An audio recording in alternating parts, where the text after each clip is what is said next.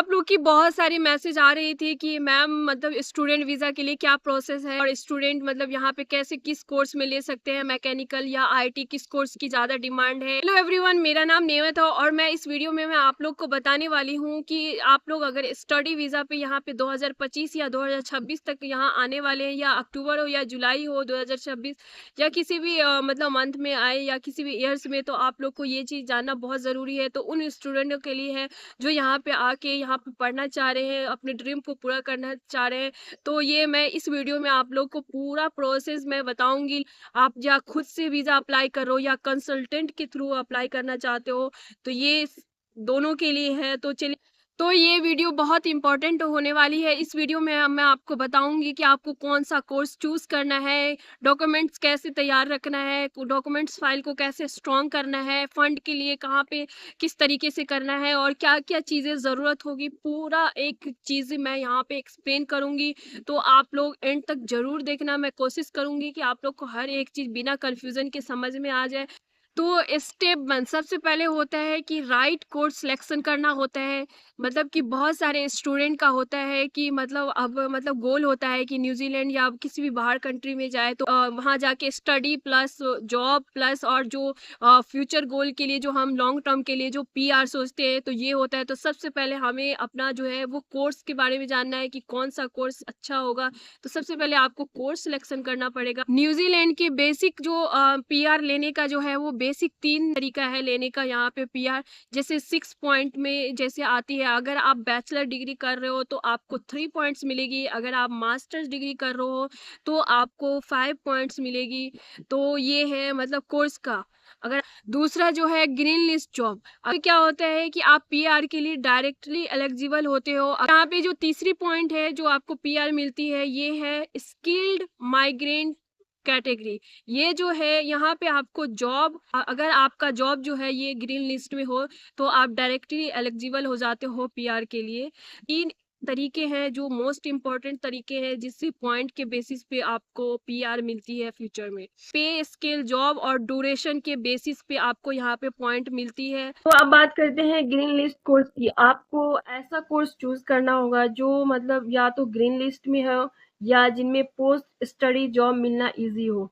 High demand green list course जो आते हैं जिसमें सॉफ्टवेयर इंजीनियर हो गया, टेस्टिंग, एआई, क्लाउड हो गया, अर्ली चाइल्डहुड एजुकेशन हो गया जिसमें 7 बैंड्स आइल्स रिक्वायर्ड होती है, और उसके बाद हो गया कंस्ट्रक्शन एंड प्रोजेक्ट मैनेजमेंट हो गया, फिर उसके बाद एग्रीकल्चर हो गया, और उसके बाद एग्री बिजनेस हो गया, और उसके बाद जो होती है वो health care, nursing, pharmacy, radiology, ATC. ये सब आ जाते हैं इसमें हाई डिमांड में।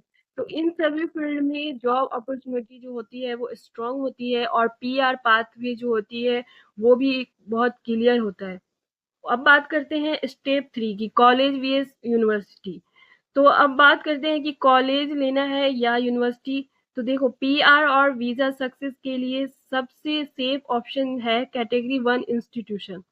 ठीक, यूनिवर्सिटी का सक्सेस रेट जो है वो हाईएस्ट होता है, फिर उसके बाद आ जाती है पॉलिटेक्निक्स का आ जाती है, और लास्ट में जो है वो प्राइवेट कॉलेज।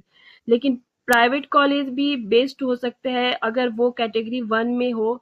जैसे यूवी हो गया, मतलब ऑकलैंड कॉलेज है जहाँ सॉफ्टवेयर इंजीनियर और अर्ली चाइल्डहुड एजुकेशन दोनों मतलब अवेलेबल है विद स्कॉलरशिप। एंड पार्ट 2 और स्टेप 4 वीजा फंड और कैलकुलेशन। जैसे वीजा लगने के लिए सबसे क्रिटिकल चीज होती है आपके फंड, डॉक्यूमेंट्स, इमिग्रेशन को दिखाना होता है कि आपके पास मतलब पढ़ाई और लिविंग के लिए पूरा पैसा अवेलेबल है। फॉर एग्जाम्पल के लिए जैसे कैलकुलेशन करते हैं, सपोज आपके पास कोर्स अगर 1.5 साल की है, 1.5 साल का है, और 1 साल की फी जो है वो यहाँ पे 30,000 न्यूजीलैंड डॉलर है। तो ट्यूशन फी कितना होगा? ट्यूशन फी जो होगा वो हमारा होगा डॉलर, मतलब $30,000, और इंटू जो हम कर देंगे जो हमारा ईयर होगा। ठीक है, तो सपोज करो यहाँ पे 45,000 न्यूजीलैंड डॉलर हो गया। लिविंग एक्सपेंसेस जो होता है वो 20,000 per year dollar, New Zealand dollar. ठीक है, से लेके आपको 30,000 न्यूजीलैंड डॉलर जो आपके लिए हो जाएगा वो आपका 1.5 साल के लिए हो जाएगा, 1.5 ईयर्स के लिए। उसके बाद टोटल फंड्स जो रिक्वायर्ड होती है वो होती है, मतलब जैसे सपोज करो डॉलर रेट अभी यहाँ पे 51 चल रहा है, मतलब इंडिया का जो अगर देखा जाए 1 रुपीज, और यहाँ का मतलब यहाँ का $1 और वहाँ का मतलब जो 53 रुपीज होती है इंडिया का। तो लगभग यहाँ पे 40 लाख फंड आपको मतलब यहाँ पे दिखाने पड़ेंगे। ठीक है, अब बात करते हैं फंड सोर्स प्रूफ। ठीक है, तो इमिग्रेशन आपसे पूछेगा कि ये 40 लाख मतलब कहाँ से लाए हो, तो प्रॉपर जस्टिफिकेशन देना पड़ेगा। और उसके बाद जैसे आपका हो गया सोर्स कैन बी मतलब कहाँ से ला सकते हो। ठीक है, पेरेंट्स और ग्रैंड पेरेंट्स जैसे सेविंग हो गया, आपको रिटायरमेंट मनी हो गया। ठीक है, एजुकेशन लोन हो गया, सिक्योर और अनसिक्योर। ठीक है, आईटीआर हो गया, शोइंग इनकम ट्रेल जो आप दिखा सकते हो। उसके बाद बिजनेस और सैलरी डॉक्यूमेंट्स हो गया। ठीक है, ये सब हो गया। अब करते हैं एजुकेशन लोन के बारे में। ठीक है, एजुकेशन लोन भी वैलिड प्रूफ है, बट दो टाइप्स के होते हैं। ठीक है, जैसे आपका हो गया सिक्योर लोन हो गया, प्रॉपर्टी के अगेंस्ट हो गया। ठीक है, अनसिक्योर लोन हो गया जैसे सैलरी या क्रेडिट स्टोर बेस पे होते हैं। तो ये हो गया। इमिग्रेशन बात करते हैं कि इमिग्रेशन क्या चेक करता है। ठीक है, आपका मतलब या स्पॉन्सर का मंथली ईएमआई कैपेसिटी। और एग्जांपल लोन में अगर आपने ईएमआई अगर 50,000 लिया है, तो मतलब इनकम आपका जो मतलब होगा आईएनआर जो होगा वो 1.5 लाख होगा, मंथ होनी चाहिए। ठीक है, पर मंथ होनी चाहिए। और आप जो कंबाइंड इनकम भी मतलब दिखा सकते हो, जैसे पापा मम्मी का हो गया, भाई बहन सबकी अगर एक ही घर में मतलब रह रहे हो, तो मतलब कलेक्टिव इनकम भी आप एड्रेस प्रूफ वैलिड होगा। ठीक है, एड्रेस प्रूफ के साथ। अब बात करते हैं कि वीजा फाइल डॉक्यूमेंट्स। ठीक है, तो वीजा फाइल मतलब वीजा फाइल करने के लिए आपको मतलब आपको चाहिए होगा ऑफिस, मतलब कि ऑफिस से लेटर चाहिए होगा, मेडिकल एंड पीसीसी चाहिए होगा। फिर उसके बाद जो क्या क्या चाहिए होगा, एसओपी चाहिए होगा जो स्टेटमेंट ऑफ पर्पस लिखना पड़ेगा आपको। ठीक है, फिर उसके बाद फंड्स प्रूफ, फिर आइल्स, फिर टीआरएफ। ठीक है, एक्सपीरियंस लेटर इफ एनी, अगर एक्सपीरियंस लेटर है तो। ठीक है, अब बात करते हैं टाइमलाइन एंड प्लानिंग। ठीक है, आपकी प्लानिंग का फ्लो कुछ ऐसा होगा जैसे आइल्स कंप्लीट मास्टर्स के लिए आपको 6.5 ओवरऑल होगा, और आपको मतलब 6 से कम नहीं होना चाहिए। और उसके बाद जैसे आप मतलब बैचलर के लिए आपका 6 होगा, लेकिन आपको 5.5 से कम नहीं होना चाहिए। मतलब 6 जो है वो ओवरऑल है और 5.5 से कम नहीं होना चाहिए। तो ओवर मतलब कि offer letter apply within 30 days में होता है। ठीक है, लोन और फंड्स रेडी रखना पड़ेगा आपको 1 मंथ में, और मेडिकल पीसीसी डन करना पड़ेगा। उसके बाद वीजा फाइल सबमिट करना होगा। वेट फॉर अप्रूवल, अप्रूवल के लिए वेट करोगे कि मतलब जो भी यूनिवर्सिटी से अप्रूवल आएगी। उस जैसे पार्ट 3 में बात करते हैं कि स्पाउस वीजा और फैमिली प्लानिंग। तो अगर आप किसी भी ग्रीन लिस्ट कोर्स में जा रहे हो, चाहे वो लेवल 7 हो या 8 हो या 9 का हो, मतलब स्पाउस को और ले जा सकते हो अपने स्पाउस को। ठीक है, स्पाउस को मिलता है ओपन वर्क वीजा। किड्स के लिए फ्री स्कूलिंग होती है अगर एप्लीकेबल है तो। फिर जो उसके बाद जो आती है, जैसे आप बात करते हैं post study work visa. Course complete होने के बाद आपको मिलता है पोस्ट स्टडी वर्क वीजा, जिसमें आपको बैचलर्स मास्टर्स कोर्स होती है 3 इयर्स पीएसडब्ल्यू। फिर diploma in green list subject होती है जो 2 इयर्स की होती है। ठीक है, डिप्लोमा होती है जिसमें लेवल 7 और 8 दोनों में से कोई हो। तो इन ग्रीन लिस्ट में अगर हो तो सब्जेक्ट मतलब जो होती है वो ग्रीन लिस्ट सब्जेक्ट जो होती है वो 2 इयर्स की होती है। उसके बाद आते बात करते हैं कि कोई मतलब कुछ स्टूडेंट होंगे जो विदाउट आइल्स एडमिशन के लिए। तो बात करते हैं विदाउट आइल्स एडमिशन के लिए। अगर आपको मतलब आइल्स नहीं देना है और डायरेक्टली एडमिशन के लिए चाहिए, तो लास्ट 5 ईयर की एजुकेशन इंडिया के सेक्शन 1 यूनिवर्सिटी से होनी चाहिए। मिनिमम आपको 60% मार्क्स होना चाहिए। ठीक है, अब बात करते हैं कि पीआर पाथवे, मतलब जो पीआर का पाथवे है जो आफ्टर स्टडी क्या होगा।